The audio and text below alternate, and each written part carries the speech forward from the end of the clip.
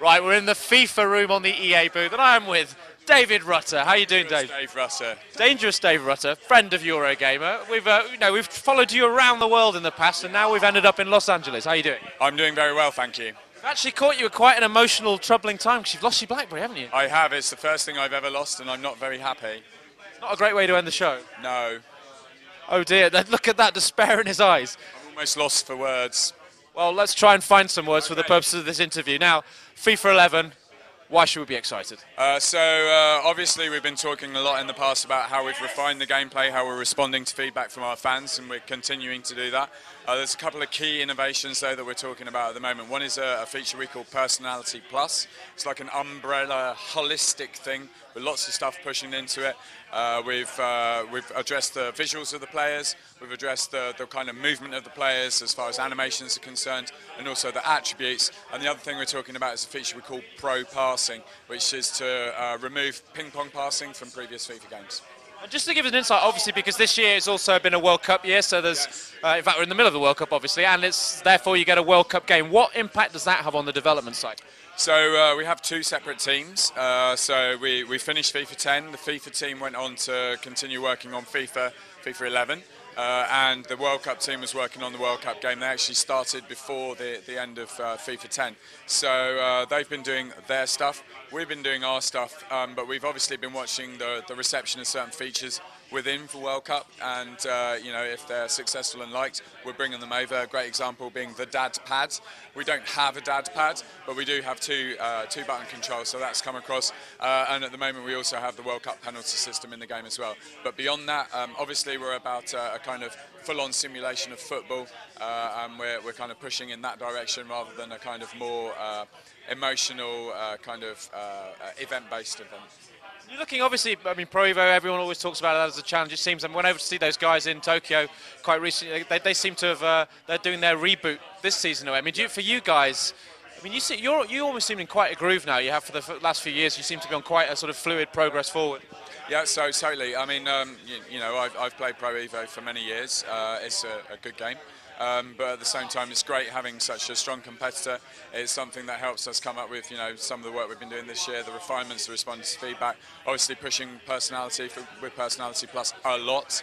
Obviously, that's come about from feedback about our game and the pro passing too. So obviously, acknowledge that they're there, but at the same time, address all the stuff our fans want. And the big thing, the challenge that Peter Moore laid down to you last year, of course, was to get the Metacritic of 90. You got it. Yes, I did. We had a great party. Thank you, Peter. What kind of party? Give us some insight into what's a Peter Moore party like? So a really nice venue in Vancouver. We had some photographers there. We got our BAFTAs out. You were able to It's not a euphemism, is it? No. You could hold the BAFTA and have a photo taken. They did a nice kind of photo print out, and then beverages of any description all night. Because I've seen, the challenge this year is to get even higher, and I saw him write on his blog actually where it says, if you get enough points, he'll take you out for dinner. It didn't seem to qualify that, so you could end up at McDonald's. I think the plan is that Cologne will be having another conversation about the target for this year. He actually said he wanted us to better last year's Metacritic. That's a tough thing, but obviously the game's significantly better than last year already, so we're hoping. And a lot of the focus at E3 this year is, of course, on motion control, be it Connect, PS Move and all of that business. Is that being incorporated into FIFA in any way? We're not supporting it within the 360 PlayStation 3 game. Why not this time? Basically, for me, I'm a big fan of pushing the gameplay. And, there are some cool things you could do with it. We've tried some of them out. Until I'm happy and the team are happy with what we could do with it, it won't be in the game. So nothing's been successful so far enough to warrant place in a FIFA game? No, we need to refine it more and kind of make sure it's working well. In general, though, do you see kind of good possibilities with that motion control for a game like FIFA?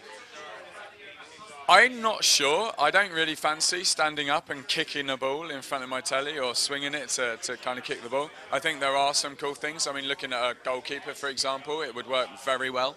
But obviously, we're not talking about anything like that. What about 3D? Again, it's something Sony's pushing very, very hard, and clearly 3D football matches are already being broadcast live, so it seems like a natural fit. Yeah, regrettably, I haven't had an opportunity to check any out. I would be very keen to see a 3D football World Cup game, but we've not seen one. We've been looking into that too. It's kind of tough for the FIFA game, what with the amount of camera angles we have, and we support close-ups of the players and all that kind of stuff to actually do it. We have been working on it. It won't be in FIFA 11. Does it require, is that quite a lot of development work to incorporate something like that and do it well? To do it well, yes. To do it badly is probably pretty straightforward, but we want to do it well, obviously. Is it something, because I guess there just won't be that many people with 3D TVs for a while, so is that a consideration as well? We're a big pusher of technology. We love innovation, so we have actually seen it working and it looks great. But within FIFA, there's too much going on, too much movement, too many camera angle changes for us to be easily supporting it at the moment. But we are looking at it.